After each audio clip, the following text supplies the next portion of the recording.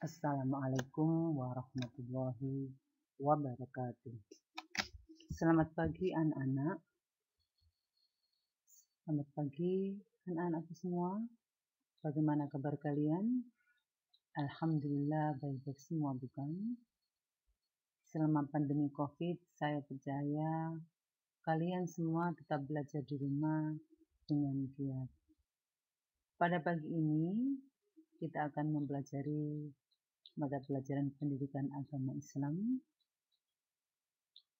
dengan tema beriman kepada kitab Allah Subhanahu wa Ta'ala.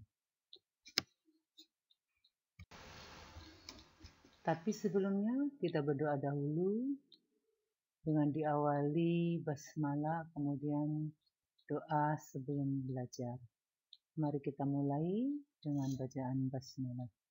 Bismillahirrahmanirrahim. Raditu billahi rabba wa bil islami dina wa bi muhammadin nabiyyan wa rasula. Rabbi zidni ilma warzuqni fahma. Amin ya rabbal alamin. Terima kasih anak-anak, mudah-mudahan ilmu yang akan kita belajar nanti bisa bermanfaat bagi kalian semua. Amin.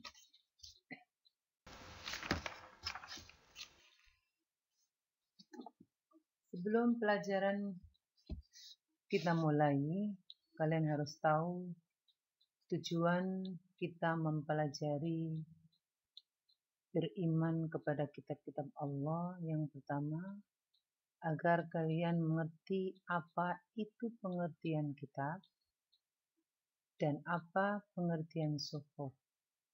Kemudian kalian pun akan mengetahui kitab-kitab Allah yang diturunkan kepada Nabi yang berjumlah 4. Setelah itu kalian mengetahui fungsi diturunkannya kitab Allah kepada para nabi serta hikmah dan contoh penerapannya.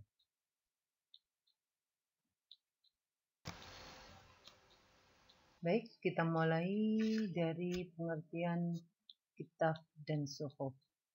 Sebelum kita mempelajari pengertian kitab dan suhuf, kalian tentu sudah pernah mendapatkan pelajaran bahwa Allah Subhanahu wa Ta'ala mempunyai sifat kalam. Nah, sebagian dari firman-firman Allah itu tertuang atau tertulis dalam kitab suci yang bisa kita baca dan kita pelajari. Karena kita yakin bahwa Allah Subhanahu wa Ta'ala memiliki sifat berfirman atau kalam, kita wajib meyakini keberadaan kitab-kitab yang telah diturunkan Allah kepada para rasulnya.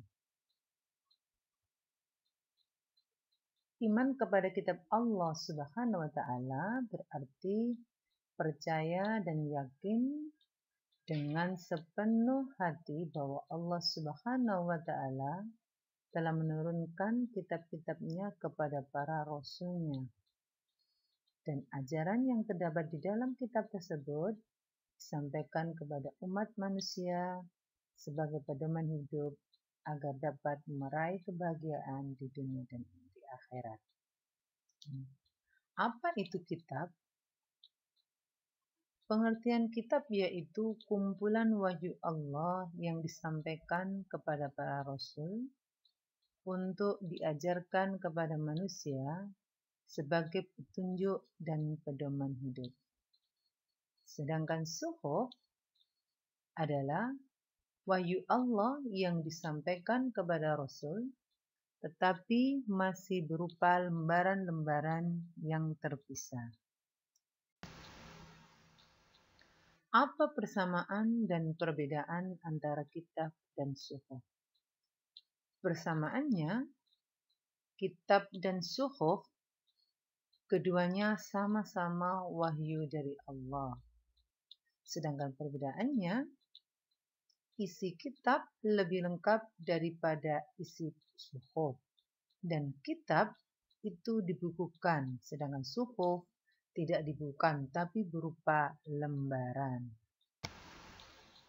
Dalil yang menerangkan tentang iman kepada kitab Allah adalah Quran surat An-Nisa ayat 136.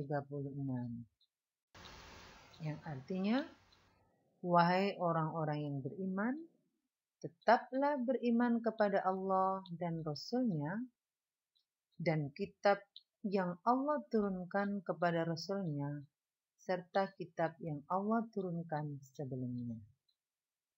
Selain menurunkan kitab suci, Allah juga menurunkan suhuf yang berupa lembaran-lembaran tadi yang telah diturunkan kepada Nabi seperti Nabi Ibrahim alaihissalam dan Nabi Musa alaihissalam.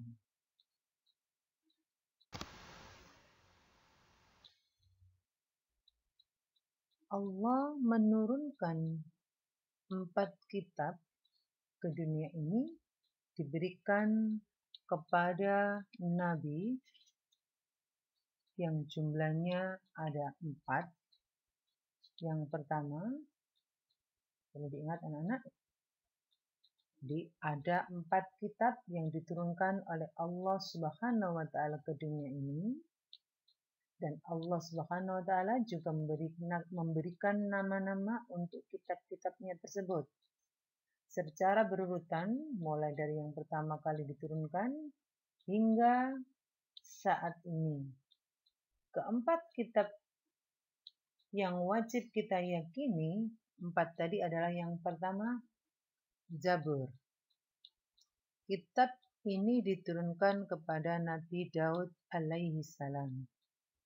Kitab Zabur menggunakan bahasa Mazmur, berisi kumpulan nyanyian dan pujian kepada Allah atas segala nikmat yang telah dikaruniakannya. Selain itu, berisi zikir, doa, nasihat, dan kata-kata hikmah. Menurut orang-orang Yahudi dan Nasrani, kitab Zabur sekarang ada pada Perjanjian Lama yang terdiri atas 150 pasal. Yang kedua, kitab Injil. Kitab Injil ini diturunkan kepada Nabi Isa alaihissalam sebagai petunjuk dan tuntunan bagi Bani Israel. Kitab Injil ini memuat beberapa ajaran pokok antara lain perintah agar kembali kepada tauhid yang murni. Kemudian, ajaran yang menyempurnakan kitab Taurat. Ketiga, ajaran agar hidup sederhana dan menjauhi sifat tamak atau rakus. Dan yang terakhir, pembenaran terhadap kitab-kitab yang datang sebelumnya.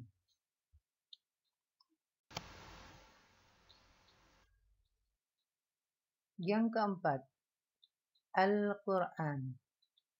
Kitab suci Al-Quran diturunkan kepada Nabi Muhammad SAW untuk dijadikan petunjuk dan pedoman bagi seluruh umat manusia. Secara keseluruhan, isi Al-Quran meliputi hal-hal berikut. Yang pertama, pembahasan mengenai prinsip-prinsip akidah atau keimanan. Kedua, pembahasan yang mengangkat prinsip-prinsip ibadah. Yang ketiga, pembahasan yang berkenaan dengan prinsip-prinsip syariat. Kedudukan Al-Quran antara lain yaitu sebagai wahyu Allah Subhanahu wa Ta'ala yang diturunkan kepada Nabi Muhammad sallallahu alaihi wasallam. Kemudian sebagai mukjizat Nabi Muhammad sallallahu alaihi wasallam sebagai pedoman hidup manusia agar tercapai kebahagiaan di dunia dan akhirat. Dan yang terakhir sebagai sumber dari segala sumber hukum Islam.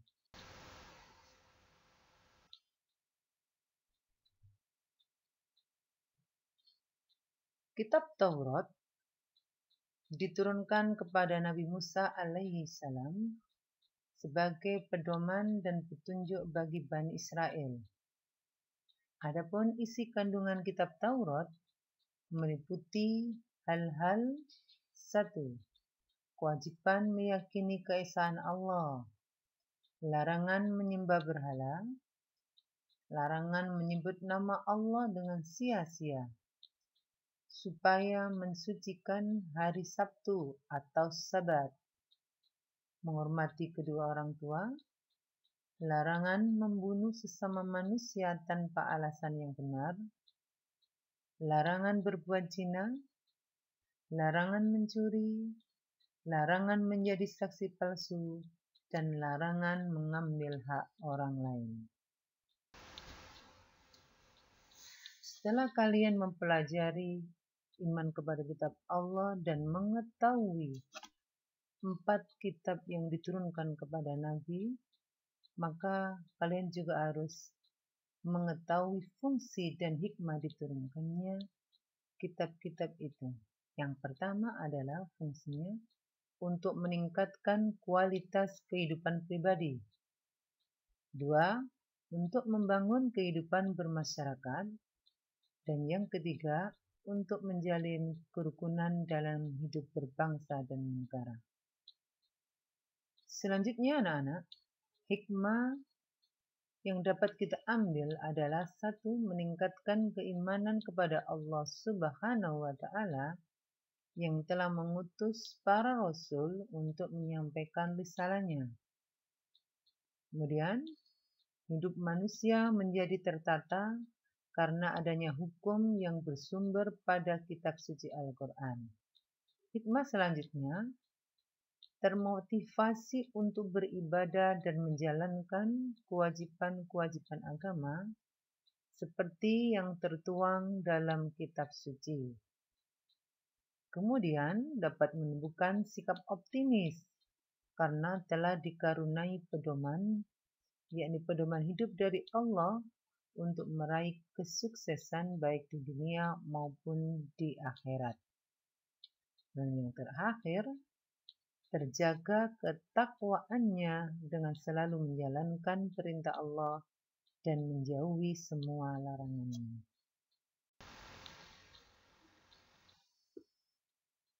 Anak, setelah mempelajari sesi tadi, coba sekarang kamu cari nakli tentang iman kepada kitab Allah dan tulis di buku tulis kalian. Jangan lupa baca buku paketnya dengan baik agar kalian lebih mengerti tentang beriman pada kitab-kitab Allah Subhanahu wa Ta'ala. Terima kasih telah mempelajari tentang pengertian, fungsi, dan penerapan iman kepada kitab Allah. Semoga pembahasan pendidikan agama Islam ini berguna untuk anak-anak semua. Sampai ketemu di sesi berikutnya. Kita tutup dengan bacaan Alhamdulillahirrabbilalamin. Wassalamualaikum warahmatullahi wabarakatuh.